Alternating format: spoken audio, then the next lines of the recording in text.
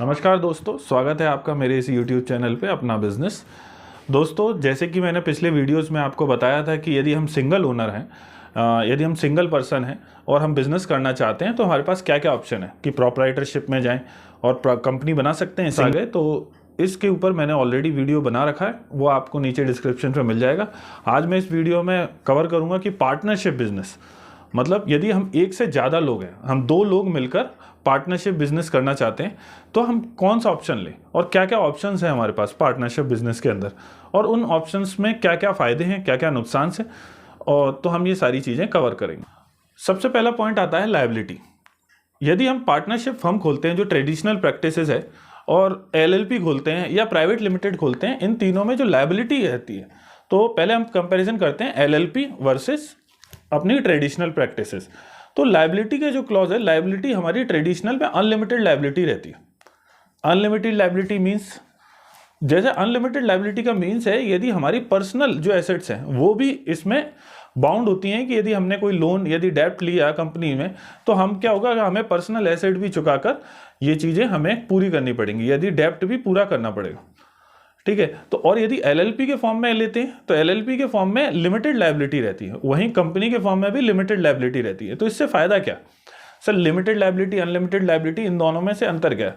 तो देखिए, आप यदि कंपनी खोलते हैं और यदि आप क्या करते हैं, अभी किसी कंपनी लोन लेते हैं, बैंक से लोन लेते हैं, किसी से उधार लेते हैं या कुछ भी लेते हैं, तो आपके क्या होता है, बाउंड हो जाते हैं। तो लायबिलिटी क्या होती है कि यदि हमने पार्टनरशिप में यदि ट्रेडिशनल प्रैक्टिस कर रहे हैं तो हमारी अनलिमिटेड लायबिलिटी आ जाएगी, और यदि हम एलएलपी करते हैं तो हमारी लिमिटेड लायबिलिटी रहेगी, वहीं पर भी हमारी कंपनी के फॉर्म में भी लिमिटेड लायबिलिटी रहेगी। यदि हमने बैंक से कहीं से उधार लिया है तो हमें उधार लेते हुए हम चुका ना पाए तो हमारे जो डेब्ट है, हमारी पर्सनल एसेट भी, संपत्ति जो भी हमारे घर, यदि हमारे पास कोई गाड़ी है, एसेट है, लैंड है, गोल्ड है, तो जितनी भी संपत्ति मेरी पर्सनल है वो सारी की सारी बेच के कंपनी का पैसा चुकाया जाएगा, मतलब वो सारा लोन चुकाया जाएगा। पहले तो अपना क्या होगा, पार्टनरशिप में सपोज आपने 5 लाख या 10 लाख रुपए लगाए, तो 10 लाख रुपए वो यूटिलाइज, आपने लोन लिया था 30 लाख रुपए का, कोई अपन ने परचेज सेल की थी, तो उसमें क्या हुआ, वो हमारा वो लोन हम चुका नहीं पाए, तो कंपनी ने, हमने 2-3 बार इंटीमेट किया गवर्नमेंट ने, और हमने, मतलब हम चुकाने में असमर्थ थे। तो सबसे पहले तो हमारी जो संपत्ति होगी, एसेट, जैसे मैंने कहा ना, 5 लाख या 10 लाख जो भी आपकी पार्टनरशिप फर्म में लगे, तो वो पहले वो बेच के, संपत्ति बेच के पैसे लिए जाएंगे। उसके बाद आपके क्या करे जाएंगे कि आपकी पर्सनल एसेट भी बेची जाएंगे, उसको भी कुर्की किया जा सकता है, मतलब उसको भी बेचा जा सकता है। तो ये राइट्स होता है। तो सबसे लायबिलिटी क्लॉज को ध्यान में रखते हुए यदि हम देखें, यदि हम लायबिलिटी को बहुत इंपॉर्टेंस देते हैं तो हम क्या करें, एलएलपी एक हमारे पास ऑप्शन है और हमारे पास एक प्राइवेट लिमिटेड भी कंपनी ऑप्शन है। दूसरा आता है ज्वाइंट लायबिलिटी। ज्वाइंट लायबिलिटी ये बहुत ही इंपॉर्टेंट है, आप समझिएगा इसको।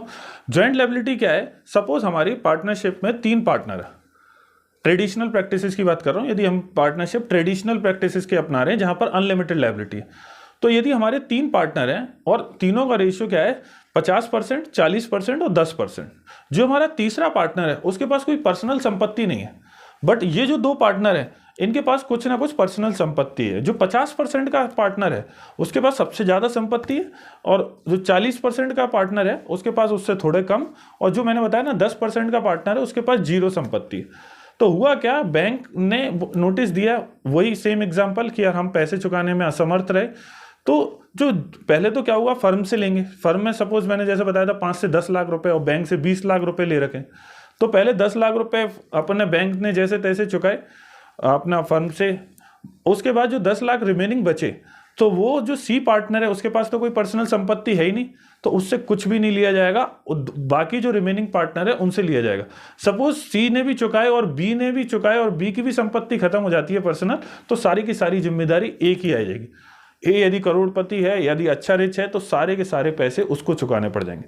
तो ये ज्वाइंट लायबिलिटी ट्रेडिशनल प्रैक्टिसेस में होती है, जो कि अपन यदि एलएलपी खोलें, लिमिटेड लायबिलिटी पार्टनरशिप फर्म खोलें, तो वहां पर ये क्लॉज नहीं है। वहां पर आपको जितनी आपने पैसा लगाया, जितना आपकी शेयर होल्डिंग है, उतना ही शेयर कैपिटल, उसी संपत्ति को बेच के आपसे डेट चुक सकते हैं, लोन चुक सकता है। और क्या नाम, प्राइवेट लिमिटेड में भी ऐसा ही है कि सेम, कि यदि जितना अपने कंपनी के अंदर पैसा लगाया वो उतना ही अपन उसको बेच के, उतना ही संपत्ति को बेच के जो भी डेप्ट होगा वो चुकाया जाएगा, पर्सनली एसेट जो होगी लायबल नहीं होगी। अब आता है कंप्लायंस।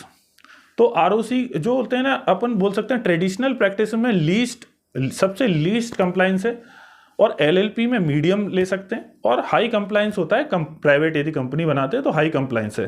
कंप्लाइंस में क्या है, जैसे आरओसी, ऑडिट और टैक्सेशन, ये 3 चीजें ले सकते हैं।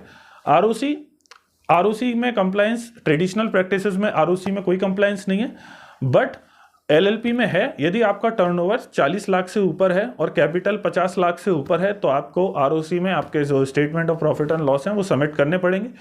और टैक्स ऑडिट तो इवन तीनों में है कि यदि पार्टनरशिप का टर्नओवर 1 करोड़ से ऊपर है तो आपको टैक्स ऑडिट चाहे ट्रेडिशनल हो, चाहे आपके एलएलपी हो और चाहे प्राइवेट हो, तीनों ही केसेस में करानी पड़ेगी। और इसमें एक चीज होता है कि पार्टनरशिप जब फर्म बनती है तो पार्टनरशिप का पैन कार्ड अलग बनता है, तो पार्टनरशिप के जो इंडिविजुअल पार्टनर होंगे वो भी अपना रिटर्न फाइल करेंगे और पार्टनरशिप जो होगी वो भी अपना रिटर्न फाइल करेगी। तीनों का मतलब जो भी है, पार्टनर और पार्टनरशिप फर्म दोनों का भी रिटर्न फाइल होंगे। कंपनी के केसेस में भी ऐसा ही होता है, जितने भी शेयर होल्डर होंगे वो पार्ट करेंगे, और एलएलपी के केसेस में भी ऐसा ही होगा। तो कंप्लायंस की कॉस्ट में बताएं, आरओसी की एक कॉस्ट बढ़ जाती है। ऑडिट कराना अपने लिए एलएलपी में मैंने बता दिया, ऑडिट कराना यदि टर्नओवर 40 लाख से ऊपर है और कैपिटल 50 लाख से ऊपर है तो ऑडिट कंपलसरी हो जाएगा, और कंपनी के अंदर तो कंपलसरी है ही, ठीक है ना, कंपनी के अंदर तो कंप्लायंस कॉस्ट बढ़ी जाती है। अच्छा, गवर्निंग डॉक्यूमेंट्स क्या लगते हैं? देखो, यदि ट्रेडिशनल प्रैक्टिस करते हैं तो हमारे लिए एक डीड बनती है, दोनों पार्टनर के बीच में म्यूचुअल अंडरस्टैंडिंग होती है। उस म्यूचुअल अंडरस्टैंडिंग को एक डीड के फॉर्म में उतारा जाता है, और जितने भी क्लॉजेज हैं उसके अंदर शेयर कैपिटल है, प्रॉफिट शेयरिंग रेशियो है, हम यदि लाभ होता है, हानि होती है तो हम क्या रेशियो में बांटेंगे, वो सारी कंडीशंस उसमें लिखी जाती हैं। यदि हमारे कैपिटल के ऊपर इंटरेस्ट मिलेगा कि नहीं मिलेगा, सैलरी पार्टनर को मिलेगी कि नहीं मिलेगी, और तो इसके ऊपर यदि कुछ चीज़ें साइलेंट भी रहती हैं तो कंपनीज एक्ट 1932 गवर्न करता है इसको, पार्टनरशिप, इसको ट्रेडिशनल प्रैक्टिसेस को। और एलएलपी को जो एक्ट कवर करता है वो 2008 एलएलपी एक्ट 2008 में ये इंट्रोड्यूस हुआ था, तो 2008 के अंदर ये कवर होता है। और प्राइवेट कंपनी तो कंपनीज एक्ट 2013 के अंदर कवर होती है। तो ये सारी चीज़ें हैं। ओनरशिप तो तीनों में लगभग सेम ही रहती है, बट यहाँ ओनरशिप जो प्राइवेट कंपनी में है, वो शेयर होल्डिंग जितना भी है, क्योंकि आप देखो लिमिटेड लायबिलिटी पार्टनरशिप में ओनर ही जो ओनर होता है वही मैनेजमेंट करता है, और जो ट्रेडिशनल प्रैक्टिस जो पार्टनरशिप की वही ओनर होता है वही ट्रेडिशनल प्रैक्टिस करता है। मगर पार्टनरशिप फर्म में ऐसा नहीं है, प्राइवेट कंपनी में ऐसा नहीं है।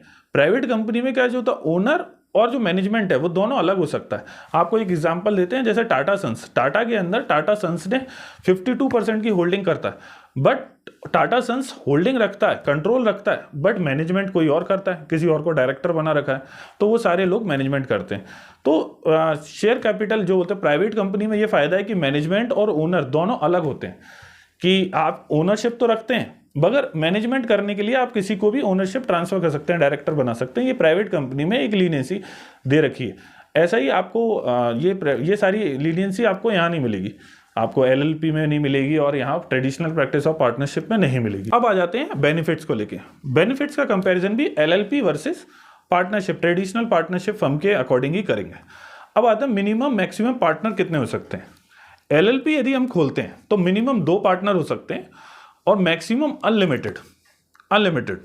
जी हाँ, कितने भी पार्टनर बन सकते हैं, अनलिमिटेड पार्टनर बन सकते हैं। ट्रेडिशनल प्रैक्टिसेस में मिनिमम 2 पार्टनर और मैक्सिमम 20 हो सकते हैं, और 10 बैंकिंग कंपनी यदि बैंकिंग से रिलेटेड बिजनेस करते हैं तो 10 उसके केस में हो सकते हैं, और यदि अदर देन बैंकिंग है तो 20।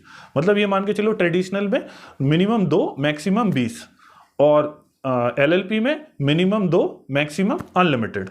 तो ये सारी चीजें एक्ट कौन सा गवर्न करता है, एलएलपी एक्ट 2008 एलएलपी को कवर करता है, और पार्टनरशिप एक्ट 1932 पार्टनरशिप से कवर करता है, जो भी कंडीशंस इसके अकॉर्डिंगली मिलता है। रजिस्ट्रेशन जो होता है इसमें एलएलपी का रजिस्ट्रेशन आरओसी के अंदर इसका रजिस्ट्रेशन किया जाता है, और पार्टनरशिप फर्म का ट्रेडिशनल जो पार्टनरशिप फर्म होती है उसका फर्म एंड सोसाइटी एक्ट के अकॉर्डिंग उसका रजिस्ट्रेशन होता है। फॉरेन पार्टनर एलएलपी के अंदर परमिटेड है, अलाउड है, बट ट्रेडिशनल पार्टनर के अंदर फॉरेन पार्टनर को अपन पार्टनर नहीं बना सकते, ट्रेडिशनल पार्टनर में अपन नहीं कर सकते, बट एलएलपी के फॉर्म में कर सकते हैं। सबसे महत्वपूर्ण आता है परपेचुअल सक्सेशन। परपेचुअल सक्सेशन मतलब यदि किसी पार्टनर की डेथ हो जाती है तो फर्म हमको डिसॉल्व करनी पड़ जाएगी, वहीं पर डिसॉल्व मतलब खत्म करनी पड़ जाएगी। बट ऐसा एलएलपी में नहीं है। एलएलपी में यदि कोई पार्टनर मर भी जाएगा तब भी एलएलपी एग्जिस्ट करेगी और आगे चल के अपन पार्टनर बना सकते हैं।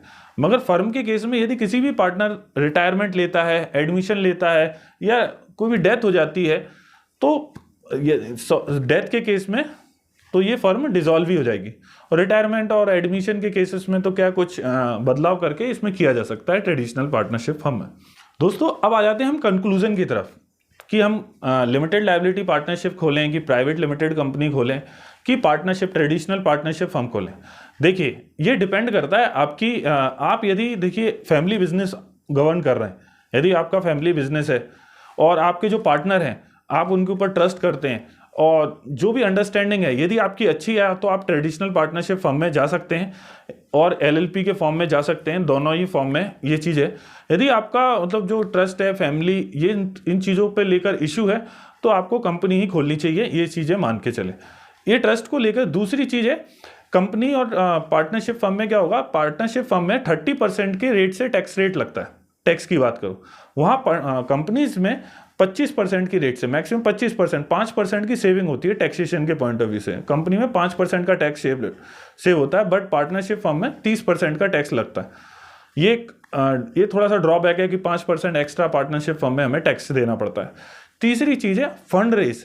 जो भी क्या होता है कंपनी के फॉर्म में यदि हम कोई बिजनेस करते हैं तो हमारे लिए इजी होता है कि कोई भी इन्वेस्टर होता है वो इजीली हम पे ट्रस्ट करता है। कंपनी एक रेगुलेटरी बॉडी के अंदर आती है और इजीली आरओसी की साइट पे जाके इसका डेटा देखा जा सकता है कि कंपनी के मैनेजमेंट के अंदर डायरेक्टर कौन है, ओनर कौन है, कितनी होल्डिंग है, कितनी कैपिटल है, ये इजीली मैनेजेबल है और देखा जा सकता है। मगर आप पार्टनरशिप फर्म के अंदर ऐसा कोई पोर्टल और ऐसा कोई गवर्नमेंट ने कोई चीज़ पोर्टल नहीं दिया है कि जहां पर ट्रांसपेरेंसी हो, कि जहां पर देखा जा सके कि मैनेजमेंट के ऊपर ट्रस्ट किया जा सके कि ये पार्टनरशिप सही है कि नहीं है। यदि आपके देखो आपका ऑब्जेक्टिव है कि आपके यहाँ इन्वेस्टर आएँ और पैसा लगाएं तो आपको मैं प्रेफर करूँगा कि आपको कंपनी ही खोलनी चाहिए। और यदि आपके इन्वेस्टर नहीं है, आपके पास पैसा है, सफिशिएंट है और आप जिस पार्टनर के साथ बिजनेस करना चाहते हैं ट्रस्टवर्दी है और आप यदि चला सकते हैं तो वो आपके लिए पार्टनरशिप फर्म में जा सकते हैं।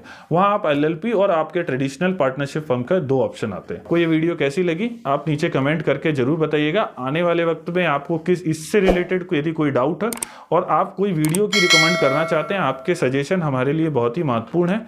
आप प्लीज़ कमेंट करिए और लाइक शेयर जरूर करिए जिससे हमारा मोटिवेशन बना रहता है। नमस्कार।